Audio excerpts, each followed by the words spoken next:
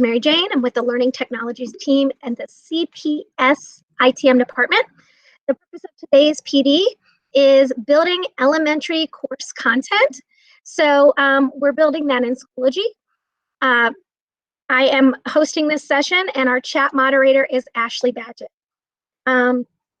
Please keep yourself muted during the duration. Sometimes when there's a question, we ask you to unmute to clarify it, but I'm going to go over our agenda real quick. We're doing elementary course building, and we're going to quickly just identify the difference between a group and a course and why you want to build course materials. We're going to look at why build course materials when there's already some good online resources. And we're going to work on debunking some myths for elementary young learners using Schoology. We're going to look at using visuals, images in your updates and in your materials. And we're going to look at also including video into your materials. So we're going to show you how to link some things that already exist that you might be using. Like if you're using a Google Classroom, for example, you can continue to use that. We're going to show you how to link that over. You might also have a resource folder already built in your Google Drive, and nobody's saying you have to recreate that. You can link that as well. I'll show you how to make that link so that parents can view. Now, typically in these 1 hour sessions, I don't get to everything on the agenda.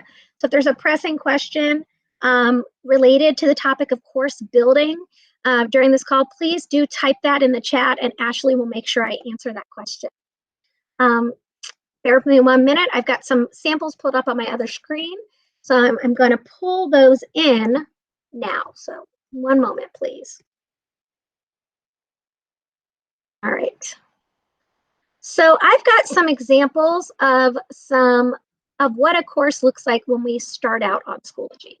And this is probably what many of you have or had when you first logged in. This is sort of the blank canvas that you all have. This is what a Schoology course looks like before you have changed any of the content or added anything to it. You've got this blank slate. All right. I'm going to pull in one sample. If you're just joining, please do mute your side. I'm getting a little bit of audio feedback.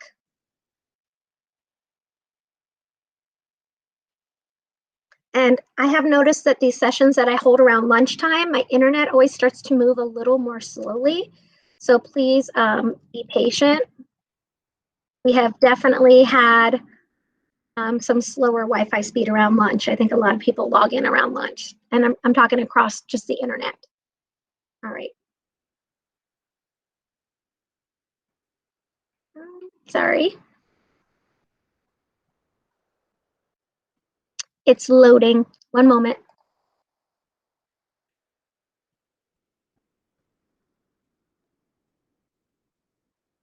Oh, goodness. Okay, so that screen isn't loading, so I might have to save debunking some of the myths for later. It's just not loading. I'm going to try one more time.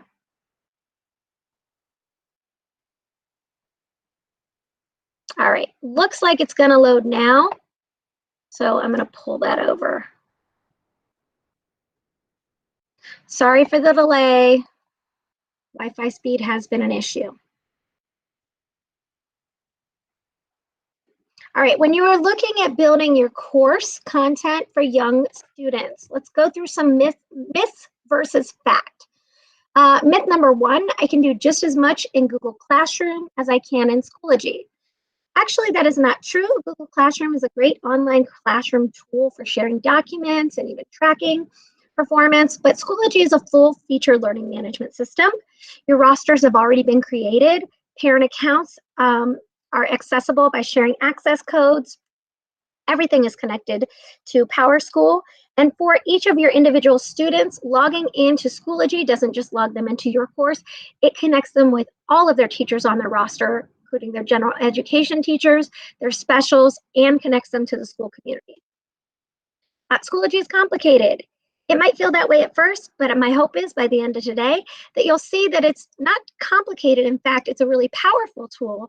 You just have to learn a few tools on how to use it, and you'll be able to create even from your mobile phone. So I will be sharing with you today how you can create even from your mobile phone. Schoology doesn't impact my instruction. Well, we know that we can actually collect data in Schoology to drive instruction as well as share resources and links to materials. I have to create all my own content. No, in fact, you do not. I'm going to show an example of an elementary, a preschool template that can be pulled over and added to your course very easily. And then you can just edit that content to suit your needs. But there's also information in shared resources. All right, Schoology just adds another tech tool to what I already do. And you might say something like Dojo or Remind or another app that you're already using is better. Well, it's great if you take what you're already doing, if you're using Dojo or if you're using ABC Mouse and hub that together in Schoology. People thinking that young students can't use Schoology because they don't know their letters, you can actually create a completely visual interaction for your students within your course. And then once you do have them back with you, you can even change their settings so that their entire experience is visual.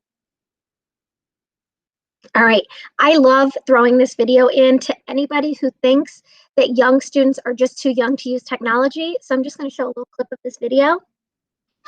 This is a little baby, and she is in YouTube. You can tell she's still got her diaper on, but she's able to scroll back and go into the videos and scroll and find what she was looking for. What is she using mostly? A visual cue.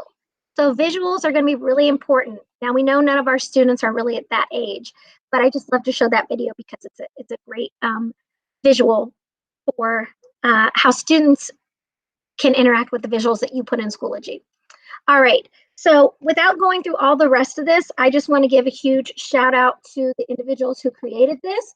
I learned about this at a Schoology is for Littles session I went to at a Schoology Next conference a couple years ago. And so the creators of that content own this course, Schoology is for Littles.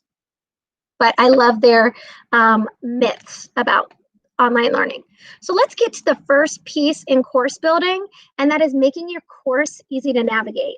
If I look down here, if I'm a student or parent and I log into Schoology, this is my visual when I pull down my courses.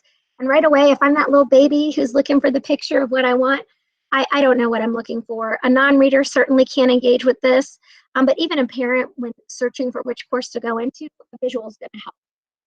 So to change the visual in your course, you just open up your course from your drop-down menu. If you can't find your course, staff members have more than 12 courses. Students generally don't. But you can just click on Courses, My Courses, and then scroll through that list of courses to find the one that you need. Now, I'm going to go back. This is the one I want to land in. To change that image, we simply hover over Edit Picture. And you can just change the color so it stands out, shows them something different is going on. That would help. It's a good chance somebody else in your building might have picked the yellow book as well. So I like to add a custom image. To do that, it's just like adding an attachment to an email. You would just need a picture saved on your desktop somewhere or on your hard drive. So I have a folder saved to my computer that I call Snips for Schoology. I like to use this tool called the Snipping Tool on a Windows. You can grab, I think it's called Grab Tool on a Mac, but just have a picture that you've saved. I went in and previously found some free clip art on Google Images, and so I selected this one. So this picture here is going to give my students and parents a better image than that blue book, that generic font. All right. So now I'm into my course and I've changed the icon so that it changes from this to something more visual. That's step number one for your course building. Give them a visual cue. Okay, step 2/3, because it really doesn't matter which one you do first, is adding content. We're either going to add content in your materials section, and we can add a folder. This is sort of the order I like to do these in elementary course building. Adding folders. I really like add a page and add a discussion. Now, there are other really awesome and powerful tools for elementary course building in add an assignment, a test or quiz, an assessment. Also to add file, link, or external tool. If I have my own PDF file, I can add that here. If I want to link out to a Google Drive or Google document or just a website, I can add that link here. I'm skipping external tools for now. That's more of a curriculum related piece. And I know that our Office of Curriculum is working very hard to make sure that there is training for you on wit and wisdom, on your math resources and things like that. So I'm going to leave the curriculum side of tools to that department and those experts. All right, so you can add materials here in your course, or you can create updates. Now, updates is exactly like it sounds like. It's a message to the students and connect to parents in your course. Updates gives them information, and it retains that information in a chronological feed. So some people look at this and think it looks kind of like Facebook. Kind of does. If it's going to relate to anything, it'd be more Instagram. It's all chronological. So when I post an update, it goes to the top. And so if I'm viewing this update from my mobile phone, then the very first one I see would be the most up to date. So I could easily scroll down and at a glance see that I have gotten all of the, I've read through all the updates. Now, my examples are somewhat generic because I don't have students. What I'm going to do next is pull in a couple of real examples. I did check with this teacher. This is a kindergarten preschool teacher. I want to say it's at Dater Montessori. Let me double check. She has done awesome. Oh, no, sorry, North Avondale Montessori.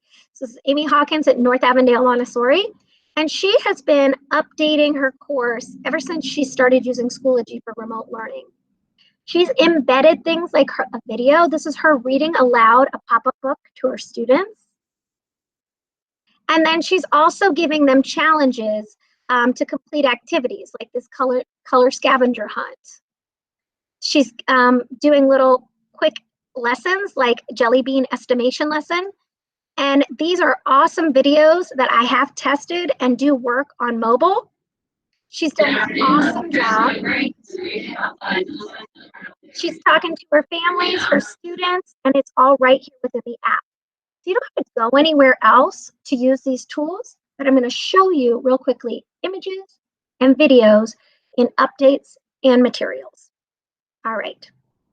Images and videos in updates and materials is the first topic for course building. We added a visual to the course so they can find it, and I'm going to go into the updates next. So in my updates, I can type my message to parents or families.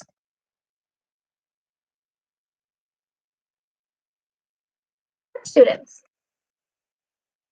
Realize if you're elementary, you might be 5th or 6th grade elementary. So you can write whatever you want to here. Do notice that there are some text editing features. So you can, bold, you can make a bulleted list, there's indenting, you can bump up the font a little bit.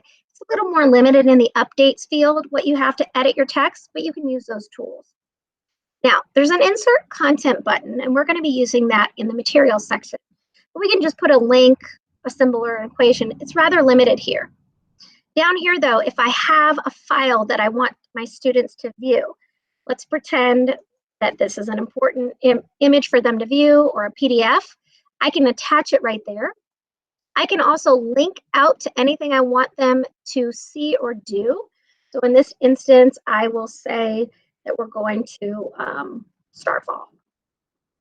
I do tend to make most of my examples kind of primary.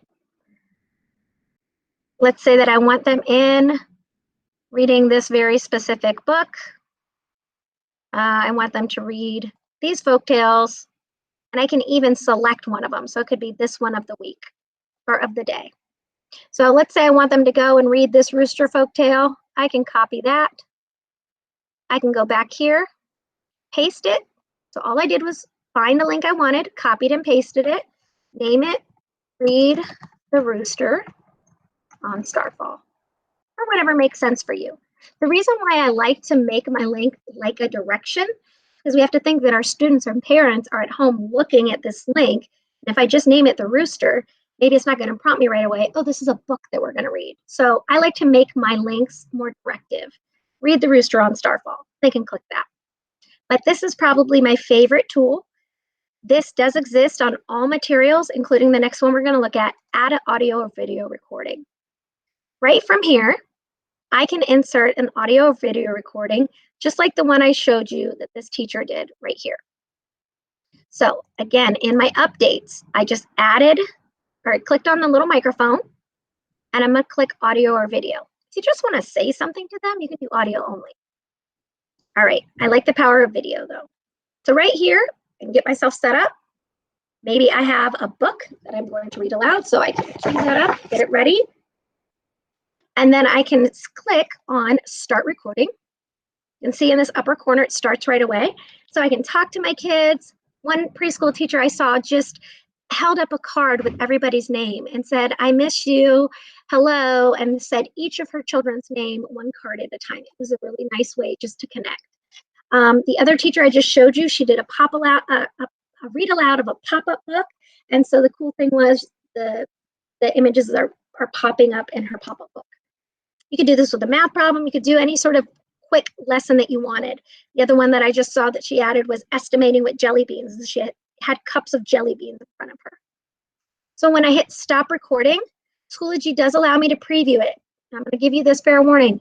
Don't aim for perfection. Be as natural as you would be in person. We all stumble over our words all the time. So you can mostly check to make sure the sound worked and that it works well for what you wanted the video to do. You can even fast forward through it. Let me hit play. Oh, it's not letting me fast forward. So I can do whatever I need to from here. I can hit insert, and now that video recording is going on my update. Now, you'll notice that I made my message to my parents. I gave them a book to read. I inserted that video recording, and I even attached that file, a PDF or photo, whatever it is. It takes a little bit for that to process and go from being this blue hyperlink. It does eventually become a little tile like this in Schoology. I have looked at all of these from mobile. They work beautifully. And at this time, I am just going to stop presenting for a minute. I'm going to show how to do what I just did from mobile. And then I'm going to open it up for questions about what we've seen so far. So I go back.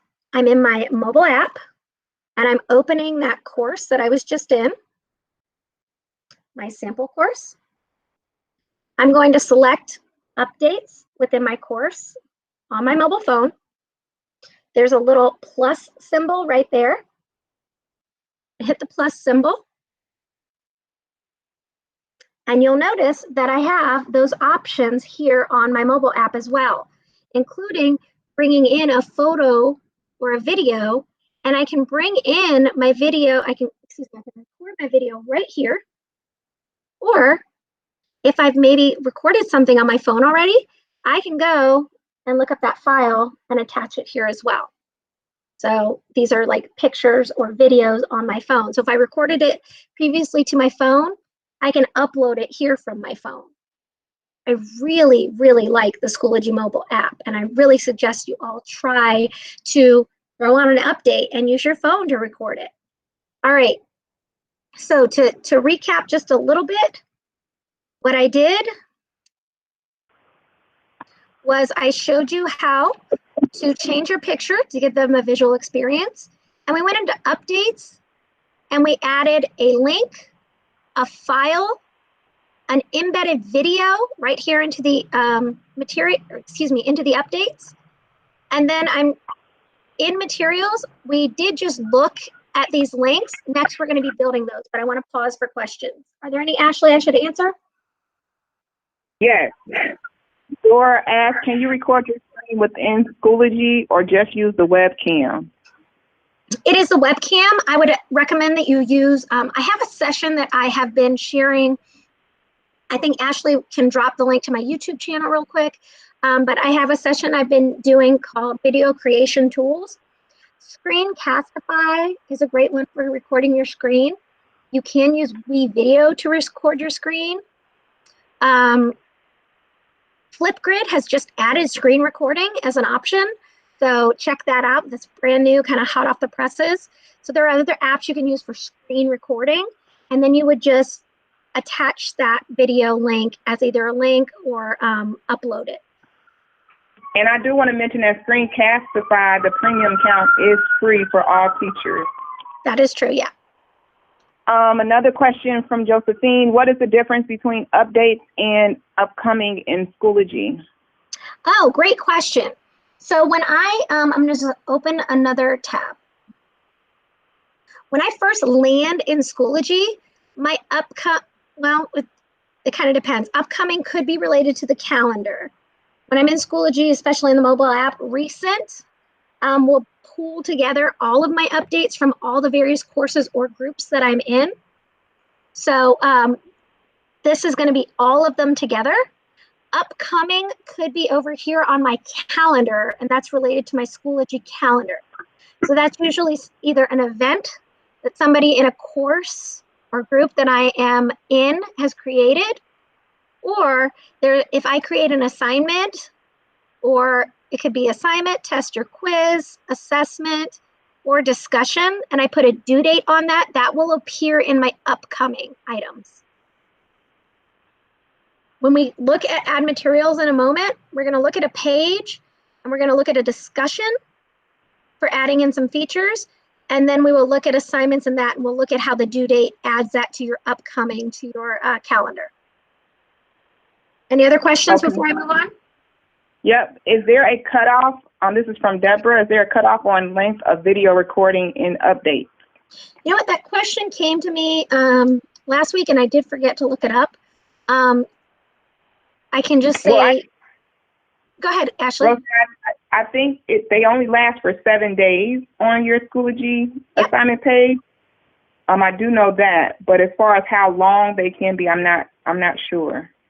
Yeah, and I'm not so sure though that the updates go away after 7 days. Monday, April 6th. So I would be able to answer that tomorrow. Schoology conferences do disappear after 7 days. So your recorded conferences will be gone after 7 days. I don't think the updates do, but I could be wrong. So yeah, this is Wednesday, April 1st, and she's got videos here from April 1st. Okay. So that is more than 7 days old. So if you attach a video to a material or within an update, that video is going to stay there. But video conferencing in Schoology is gone after 7 days. And do we have, this is a question from Stacy, do we have a user guide for the mobile app directions, Rosemary? So what I recommend you use is Schoology's mobile app. So for that, I look up Schoology support, mobile app. I'll drop this link in the chat.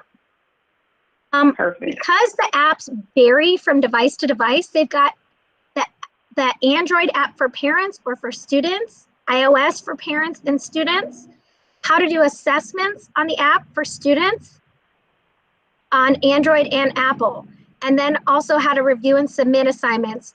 So it depends on which type of mobile device they're on, as well as who they are. If it's a young primary student, it's probably going to be their parents. But if it's an older elementary, 2nd, 3rd, 4th, 5th, 6th grade, it's probably the student logging in. So you'll need to go to the custom instructions for that mobile app, and I'm dropping that in the chat now. Okay, just a couple more questions. Mm-hmm. Tia wants to know if she puts an identical assignment for all her classes, does she need to use update?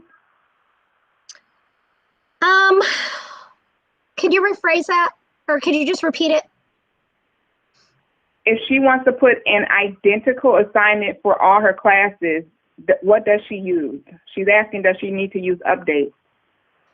So updates are that announcement, right? And it keeps it chronological. Updates do not give you a space to collect anything.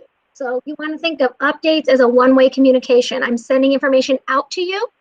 I will note that a poll, you can get some responses, but it's anonymous. You won't know who responded.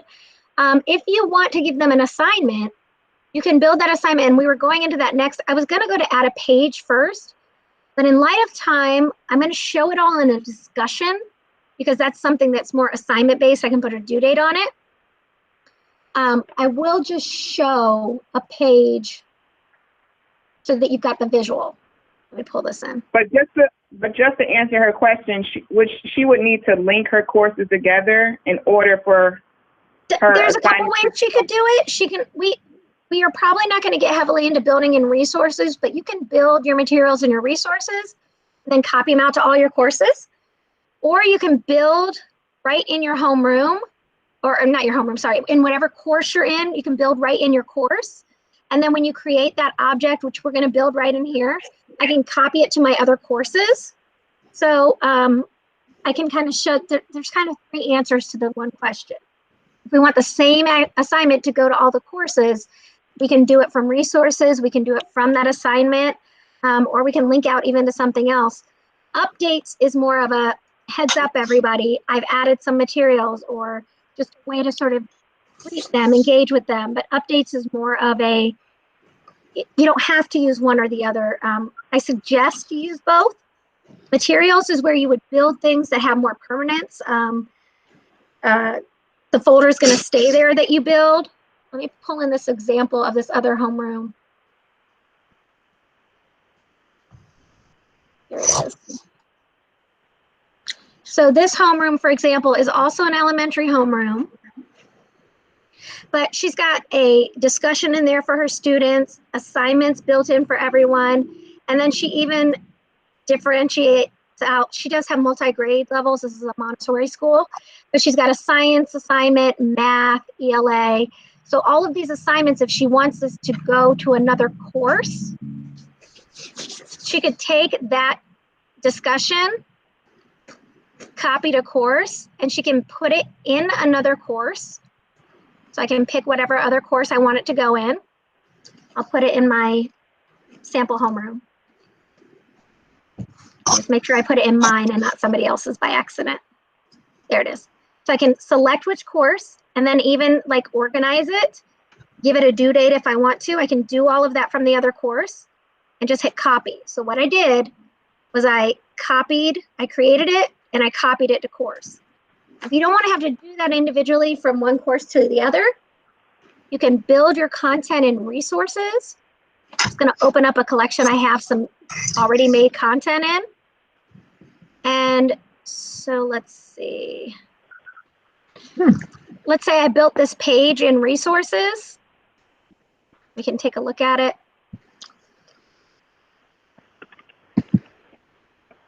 Here we go. So I've got this page and I want that to go into all my courses. I can build over in resources, add to course, and then I can select multiple courses to add it to. I can add it to multiple courses in one action. So we looked at building right within the course itself in the materials section. You can build in here and then copy it to another course, or you can go into your resources and you can build in here. You can also share from here as well. I would love to get into some of that as well. Trying to be mindful of the time. We are going to build some content with visuals and videos. We're going to look at discussions and assignments as well. So I want to stay on track for those. Are there any other questions though before I kind of get into that? Tina, if she can stay out after the class ends, that would be great. Sounds like she needs some help with her recording. Some troubleshooting? Yeah, some troubleshooting. Avery is asking, my teachers need me to send my materials to them and they will send out. How do I do that? Yeah, that's why it's so good that we keep these live sessions going, because we do want to make sure that we're answering your questions on the spot. I'm going to go back into that. Avery, if you built any, let's say that I'm this, where's my teacher with all that great content? Let me find her. I think I got to open it again. 1 second. I do like these questions that pop up during a training, get a little bit more specific. Let's say that this teacher has all this awesome content they built and they want to share it with their team so that other teachers can add that content. Remember that myth, I have to create everything? No, you don't. If somebody on your team's already built something awesome, they can share it with you. And they don't have to administer the course with you. We can do it either on an individual item. What we do is save it to our resources. So this is if I built it and I want to share it with somebody. I can save it to my resources if it's in my course. I can just build it directly in my course so I can bypass that step too. But let's say that I didn't, and I've got this awesome course already done, and I want to share the entire thing with my teammate. There's an option up here for saving the course to resources. You can take the entire course, save it to your resources. And for this one, I'm just gonna drop it in here. I'm gonna leave it just loose. I'm gonna hit submit. It does take a little bit of time when you back up a very large course, so you can track your transfer history. I usually just go do something else for a few minutes. But then in my resources, that course is going to appear. It's going to appear down here. It will take a little bit of time. But from here, I can create collections. I don't want to create another one. I have a lot. But I can create a collection. And then I can take that collection and share it with other people on my team. So I can add people to share it with from right here. So I can share that, and I can give them the rights to edit it if I want them to be able to make changes in it or just view it. So that's how you can share resources. You don't have to build it all. So Avery, if you've built something, you want to share out to your team, you want to take that item or even the entire course and save it to your resources. In your resources, and we do have guides on this as well about sharing resources, you'll want to go and create a collection on the left. It's a little box. You'll name it that. I made a collection called Sharing Samples already. And then you can add those resources right to here and then share it with the people on your team. So then they can pull over from those resources and put it right in their course.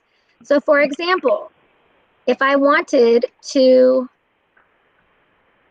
put, I'm going to go to a collection that I have down here in my group, something I already built.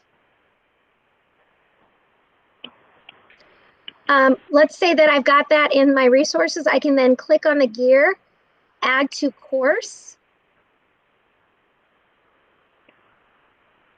We go to that homeroom that I built. I know you guys aren't going to have all these courses, so ignore all my scrolling. There it is. I can select the course to put it in and click add. Now in that course, remember that blank course? I didn't build anything. I just went into resources and added it because somebody like Avery shared it with me. And see that it's right there. I forgot I did already pull over this discussion as well. Since that's Janine's, I'm going to delete it.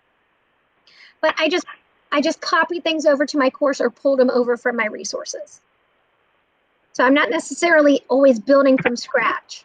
So the way that you can do that is work in your resource file, or right here in Schoology, you can import from resources. Let's say that you want to import the copy of the remote learning plan. That is in the group on the left. I went into import from resources group. I'm going to scroll down and find the school group. See school resources for Cincinnati Public Schools. There's the remote learning plans. I'm going to imagine that I'm teaching 4th grade. I'll select that resource, or maybe I have multi-age, maybe I have 4th, 5th, and 6th grade. I can click import. It double checks with me. Do I want to import these links? I hit import. And then it's dropped down at the bottom of my course. So in these samples so far, I've just shown you how to use updates and how to pull in things that already exist. But this course, this virtual PD was called Course Building. I do want to show you how to build some materials yourself. So instead of getting too much further into sharing or pulling in things already existing, are there any other questions, Ashley, that I need to hit before I show how to build some of these materials? Yes, I want to hit. Josephine has another question. How can my students send me their finished work in Schoology, because they are emailing them to me now and some cannot? There is a much better way in here, and so I'll show that on here by adding our next material. The other quick question I know too, Laura is saying she may be teaching a different subject or grade level next year. Can she still have access to her courses as resources, or does she need to archive them? You don't have to do anything. What Schoology actually does is in courses, you guys might not be aware of this, anything you build right now is going to stay. You just click on courses, my courses, and in this tab, archived, Schoology archives everything for you. So I can go into my courses that I was in last year, the year before, it's going to archive all of them for me. So like this is a homeroom that, you know, these teachers don't even teach there right now. This teacher's moved on to another building. I think a couple of these are already gone too. So there's the course. I can just open that course and I can access all my old materials. I even can see my old updates. So everything that you're doing right now doesn't go to waste. It all stays in your archive materials. And then if you need it later next year and maybe you forgot to back it up, you can just hit Save Course to Resources. It pulls your archived into your resources. Or if it's an assignment that I know, well, I just want to share this one assignment, I can copy to course and you can copy it to a current live course. So again, that was under courses, my courses, and then into archived. Can you ever pull an archived course into current courses? Absolutely. So the way that I would do that is I would go to my archived course. Let's say it's this one here. It would take a second step. If I don't want to go item by item, I have to pull, I have to take the items and save the whole course to my resources. When I do that, then I can go into my resources and pull that course over. I've got several files on courses I pulled over from archives. This whole homeroom, I pulled it over. It downloads as a file in your resources. And so I can either take the whole folder and add it to a course, or I can go into that folder and get specific files out of it and add those to my course. Again, though, we're getting pretty far off the topic of course building. This is really accessing resources. So out of respect for those who are in this audience because they wanted to see course building, I'm going to move on to some course building materials now. Unless there's a pressing question. Ashley, if you think there's something I need to get to, let me know. Otherwise, I'm going to... Yeah. Okay, thanks. So we're going to build and we're going to start with the one that I showed. I'm not going to take the time just because it's a little later than I planned. This is a page. And so to do that, we added a page. Then everything else I'm going to show, I'm going to do in a discussion. But just so you're aware, this here is a page. What you'll notice is, like, I believe it was Josephine, this isn't going to handle your problem about turning in materials. So I want to show you how you can get responses from students for a discussion and an assignment. And I'm going to try to get through both pieces, discussions and assignments, in the next 10 minutes. So click on Add a Discussion. And just like any other material in Schoology, you have to give it a title. So class discussion. Now, if I name it class discussion, when that link is sitting there, remember the audience at home. It just says class discussion. So I might put read and respond class discussion as my title. Okay, you might want to give them some direction because we don't have them physically present with us. Here is where you would type up your prompt, discussion prompt. Now, students can participate in this discussion. I'll show it from the student side shortly. But in this discussion, you can use all of these text editing tools. You can make your font quite a bit larger than you could in the updates. You can also have these headings so you can organize your the view of this really nicely. You've got all these text editing tools just like you have on a Google Doc or a Word doc. Okay, but then you also have the power of this little button here, Insert Content. Now, I showed that to you on updates and it was limited. It's a lot, there's a lot more you can do right here. So my content, I showed you guys how to add a hyperlink to updates. I'm gonna skip that. But I wanna show how to make a clickable image that hyperlinks me out to other materials. I wanna show how to embed a video. And then I wanna show how your students can respond so you don't have to email them or have them share with you. So the first one is adding a picture image. And I do have an in-depth training on adding visuals on my YouTube channel. If you want to see how to add visuals, it'll go through this more step-by-step. And excuse me, and just give you a little bit more on visuals. I'm going to go through that part a little quickly. I'm going to attach a file. Now, I will point out that you can go from the web. I caution you if you pull in images from the web, because if the address changes or the image is taken down, you'll get an error and it won't have the image. I like to save my own images and attach them. So for this one, I'm going to put this bird. We're going to link to my Twitter account. Obviously, you would be linking to something more instructionally meaningful. All right. So you would open whatever content or wherever you want them to go. You would grab that URL. Now to grab that, all you do is click on it, right click, copy or control copy or command copy if you're on a Mac, copy it, bring it back, select that image that you just put in. Bearing in mind you can resize it, you can make it very large or small simply by clicking on it and dragging these corners. We can make it as big or as small as we want. Okay, so I've got a picture here. Now what I did, sorry, I didn't narrate that as I went.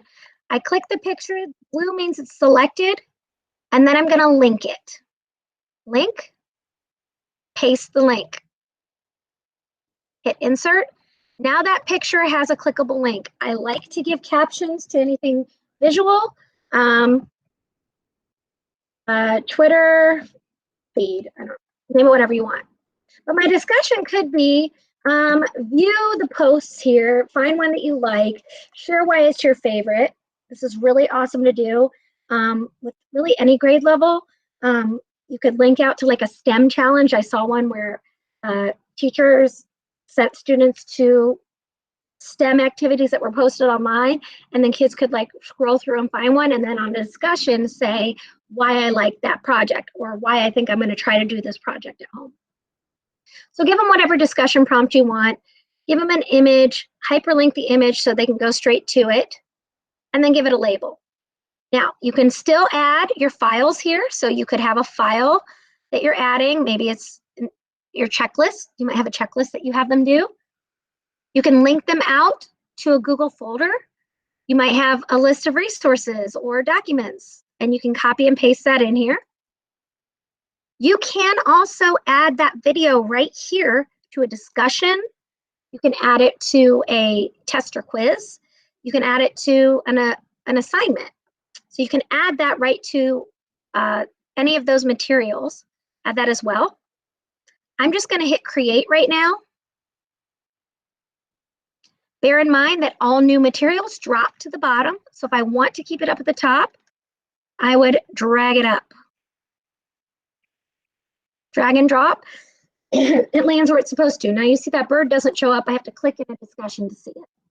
The page I can display inline, the discussion I can't display inline. But I click that bird and it takes me right to the link, whatever that link is. Oh, I wanted to make it the book. I forgot I have that set in there. All right, I've got these things on my discussion. What my students do is I'm going to show you this course option, view course as. I'm going to view this as one of my students. All right, my student clicks on this, and then they can write in their discussion feedback. Now, I may have skipped over this, and this is to the teacher who wanted to know about collecting things without having to share an email. If you have a discussion prompt and you want their feedback, you can actually attach a due date to this and even grading if you want. I know we're not grading for a score in the grade book, but you can leave the grading category ungraded, but you can still track, like you can score it so you can formatively keep track of it without it impacting their PowerSchool grades. So again, the student is just going to post here. Students also have this microphone. So as long as their home device has webcam and microphone enabled, they can do a video response back to you, and then they can post their response. So we've built a discussion in our course.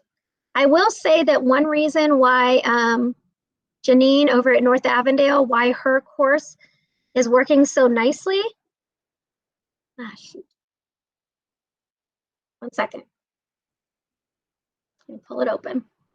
Is that she organizes her coursework into folders. So anything that's for everybody in the class, she has it sitting right there. She even labels it everyone. But then if it's just for a specific group, she makes a folder for them. Now her groups are 4th, 5th, and 6th graders. You could do it by differentiation, like your reading abilities or who needs remedial math assistance. And you can actually take those folders and specifically assign them to certain students or the materials inside of those to certain students. So you can get as organized as you'd like, but I do recommend everybody add a folder and put materials inside of folders. So to do that, I add materials, I add a folder. I can put notes on the folder or even insert images. So I can give notes or directions about what's in the folder, and I can even insert an image like that one that I showed you guys that said newsletters on it. You know, I pulled or I created, depending on how much fun you want to have. Pull in a free image or create your own. I'm going to resize because I want it to be like a little tile. So I can add all that to my folder and hit create. Remember, new my items go to the bottom. So if I want it at the top, I just drag it up. I think I dropped it. Where'd my folder go? There's my folder. If I want that right at the top, I can drop it there. And then I can put materials in my folders. All right. We looked at building a discussion. I did say I wanted to show you adding a video. So for this though, because we're a little short on time, I'm going to add it to an assignment. Now for that teacher who was asking about sharing in Google Drive, this is going to be your best friend. Sample assignment. All right, same here. I can give my directions here. I don't love that it says description. This is where your instructions go to students. So give them their directions. You can add all those lovely options like inserting a picture and linking to that picture out to other content. You can do all of those features here, okay? This though, if you are currently sharing on Google with your students, you're gonna wanna do Google Drive assignments. Now, because we are a little short on time, I'm gonna give you a user guide for this, and I will offer to maybe add this to an upcoming training if there is demand for it, if you guys want that. I have slides on, I call it leveraging Schoology, which is Schoology and Google together. And so what we can do is attach our Google Drive to Schoology. In my Google Drive and Schoology, I like to create a folder that is all my Google templates. Because I used to be, before we had Schoology Enterprise for our district, I was a big Google Classroom proponent. But now I just put those templates in my Schoology course. And then, so let's say that this is what I want my students to have. Just pretend it's the assignment I built for them and that I would normally share via Google.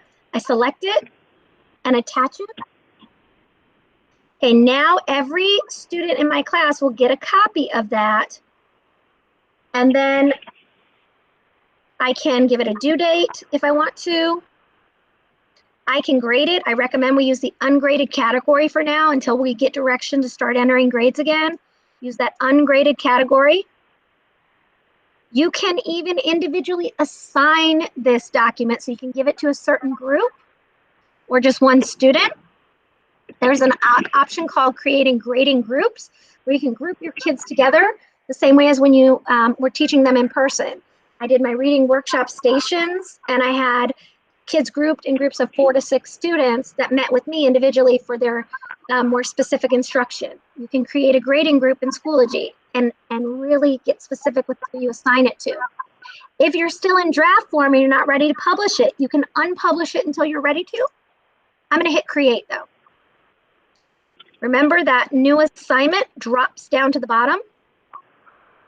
I can pull it up if I need to. I can also decide, oh, you know what, that should have went in that folder, so I can actually drag it into the folder. I just kind of hover over it. And I can drop it right in the folder if I want to clean up the organization of my course a little bit. Okay, so now I want to show one thing on this assignment that I didn't get to yet. It's embedding videos. Can we ask a couple questions here?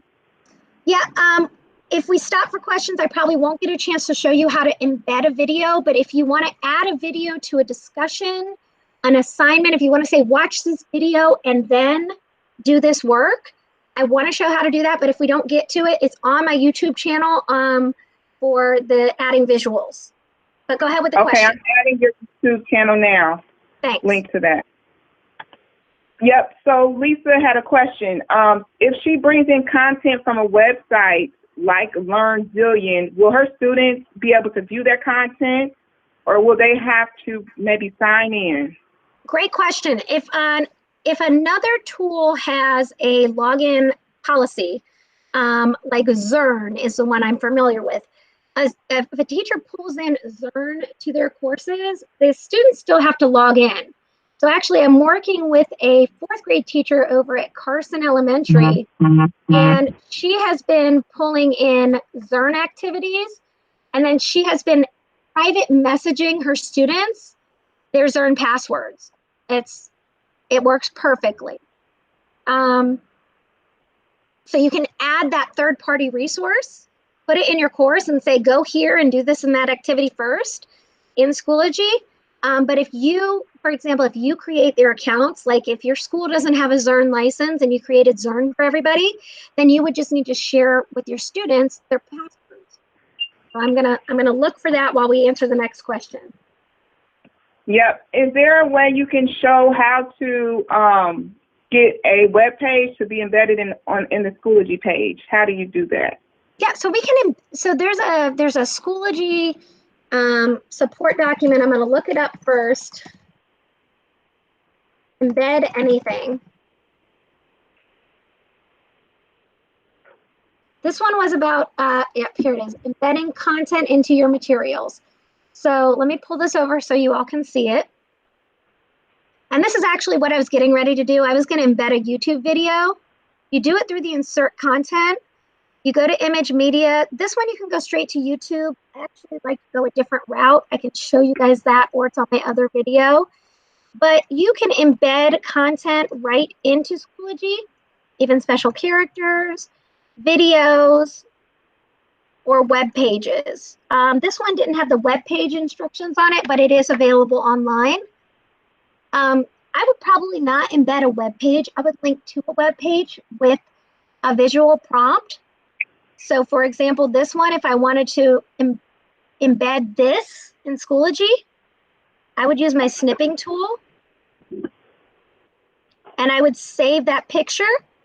And then I would make that picture that clickable image that takes you to the web page. But if our students are on a smartphone or a computer, it's going to open correctly. So I would embed images of the content. With the exception of YouTube, I do embed those videos right into my materials. I like how that works. All right, other questions? Otherwise, I'm pulling up that Carson teacher to show you how she did the assignment for Zern for third-party content. I really like what she did on here. Other questions, Ashley? No. Oh, well then great. Then I might even get a chance. I know we've got 2 minutes, but I'm going to show that math assignment with the Zern embedded content. So right here, the teacher has a welcome page. So that teacher did insert page. And when she clicks on, when the students click on this, oh, shoot, that's not the one. Here it is, Zern-based lessons. So lesson 1 in Zern, it says to use this lesson, you need to log into Zern. If you don't know your Zern username and password, you will find it under messages in your Schoology account. And then so when the students open that page to Zern, it lands them at the landing page. But if they go up here to their messages, their teacher has provided them their individual login. So I really like how this 4th grade math teacher made that third-party site accessible to her students by providing them their passwords and a private message. I thought that was a fantastic idea. All right, it is 12:59. If there's not another question, I would really love to show you how to embed a video on here. And so for that, I'm going to go to YouTube. So I'm going to go to my channel. All right, and this is that visual, adding visual content to Schoology that I was talking about. In here, I go a little bit more in depth than that, but just pretend that this is a science video that you want all your kids to watch. You go to the video you want in YouTube and you right click, and it is copy embed code, copy embed code. In my course then, I select wherever I want it to be, and again, it lives in that powerful little button, insert content. I click on image media, but this time I'm not attaching a file from my computer. I am going from the web, and instead of an image, I'm going to select media. So again, it was insert content, image media, from the web, media. I drop that link that I copied, that embed code, and I say insert media. Now you'll see you get this yellow preview screen. I can resize this however I want, but when I hit create, like I might tell my students, watch this video and then complete your assignment.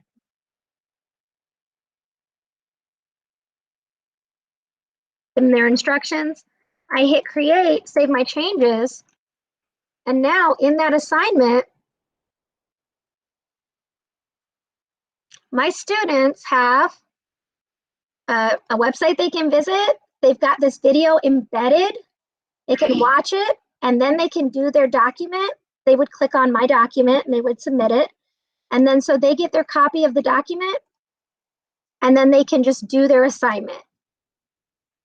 So you can build course content that has really rich features in it. Nice fonts, attached resources, clickable third-party links, or even embedded videos. There's so much you can build in your courses to make them interactive and engaging for your students. And some of the things that we looked at today were in our courses. We made our course homeroom visually easy to find by adding a picture to the course image. We looked at adding updates that were that had a little bit more robust features to them. We embedded a video directly in, excuse me, not embedded, but created a video directly in the Schoology update, added a file, added a link. In our materials, we looked at creating, we pulled in created resources already. And we even looked at how to share resources or get resources from last year's archive. Then we went into creating resources within your course, such as creating a folder, a page, a discussion, and an assignment.